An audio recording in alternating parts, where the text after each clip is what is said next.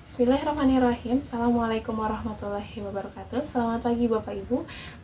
Perkenalkan, saya Weni Dihandayani dari kelompok 2. Di kelompok 2 terdiri ada saya, Weni Dihandayani, dan Ibu Revina akan membahas terkait pembelajaran untuk anak tunarungu.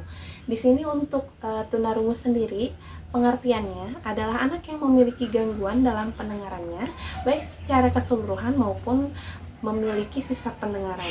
Meskipun anak tunarungu sudah diberikan alat bantu dengar, tetap saja anak tunarungu masih memerlukan pelayanan pendidikan khusus. Di sini kan kita membahas terkait pembelajaran anak tunarungu.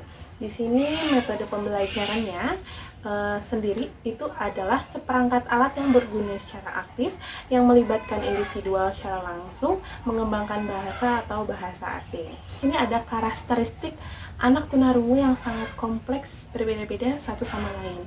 Karakteristik tersebut diantaranya miskin kosakata menyebabkan kesulitan komunikasi dengan orang lain, miskin atau rendahnya kosakata yang dimiliki menyebabkan kesulitan berkomunikasi dengan orang lain, kemudian mengalami kesulitan dalam mengerti ungkapan bahasa yang mengandung arti kiasan seperti kata-kata abstrak, atau seperti dalam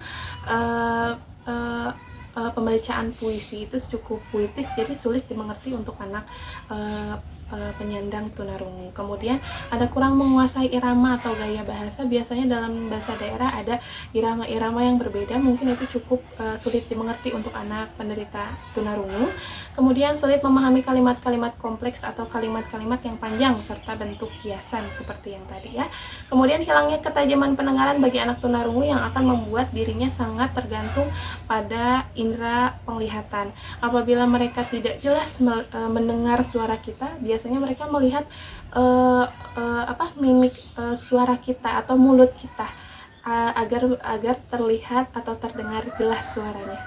Selanjutnya ada berdasarkan nilai-nilai toleransi ambang batas, di mana seorang dinyatakan kehilangan ketajaman pendengaran, yaitu sampai 0 sampai 20 desibel masih dianggap normal. Ditinjau dari kepentingan tinjau pendidikan, secara terinci anak tunarungu dapat dikelompokkan sebagai berikut.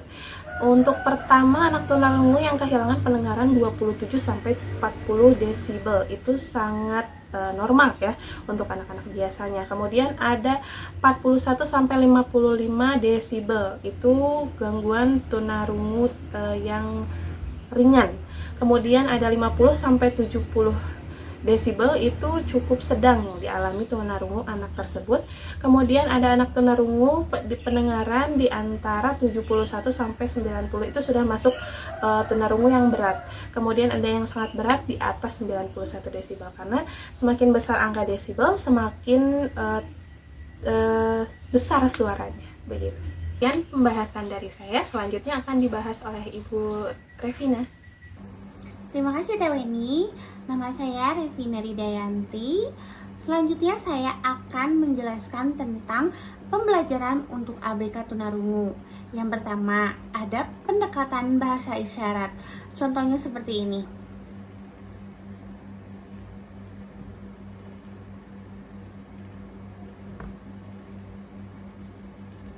Yang kedua, ada pendekatan bilingual atau bikultural, bisa disebut dengan BIBI. Metode ini seperti kombinasi bahasa isyarat dengan bahasa tulisan atau lisan. Yang ketiga, ada pendekatan berbasis visual. Nah, metode ini menggunakan media visual seperti gambar, video, diagram, atau alat bantu visual lainnya yang digunakan secara intensif. Yang keempat, ada penggunaan teknologi bantu dengar dan sistem FM. Metode ini adalah anak tunarungu yang masih memiliki sisa pendengaran menggunakan alat bantu dengar dan implan koklea yang diperkuat dengan sistem di kelas.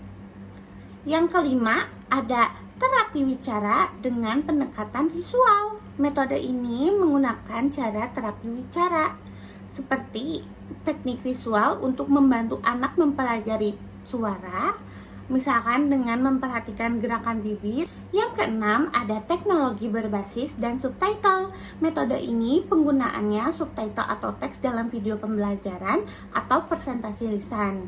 Yang ketujuh, ada pembelajaran kolaboratif dengan siswa lain. Metode ini mendorong interaksi dengan teman sebaya melalui aktivitas kelompok di mana mereka berkolaborasi secara visual atau isyarat. Yang kedelapan, ada penggunaan flashcard dan alat peraga. Metode ini, flashcard dan alat peraga konkret digunakan untuk membantu anak tunarungu memahami konsep yang baru. Yang kesembilan, ada pendekatan lingkungan inklusif. Nah, metode ini guru memastikan lingkungan kelas inklusif dan mendukung semua siswa. Anak-anak didorong untuk berkomunikasi melalui berbagai media. Kesimpulan untuk pembelajaran anak tunarungu menekankan pentingnya pendekatan yang disesuaikan dengan kebutuhan komunikasi visual dan sensorik mereka.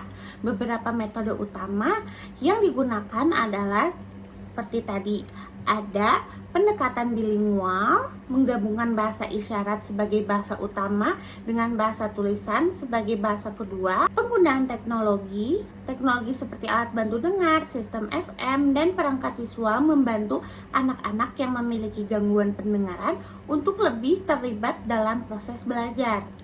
Dan ada pengajaran multisensori, metode visual seperti visual fonik dan peta konsep membantu anak-anak memahami konsep bahasa dan membaca dengan lebih baik.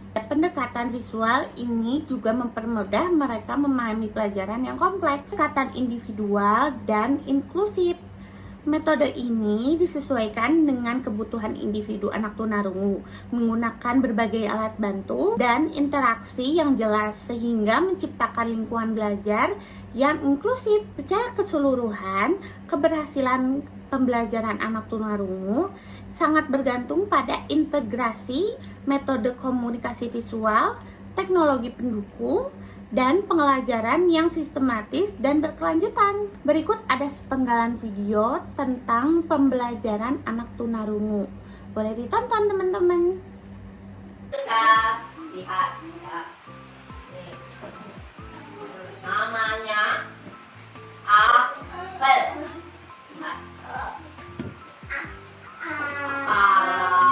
B B B B E E L apel. Apel. Isyarat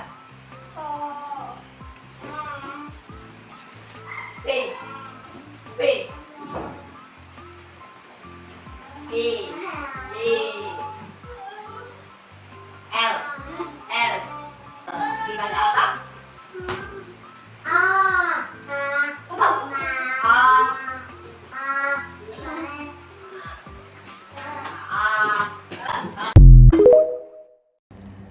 Cukup sekian presentasi dari kami. Mohon maaf bila ada kesalahan. Wabillahi taufiq wal hidayah. Wassalamualaikum warahmatullahi wabarakatuh.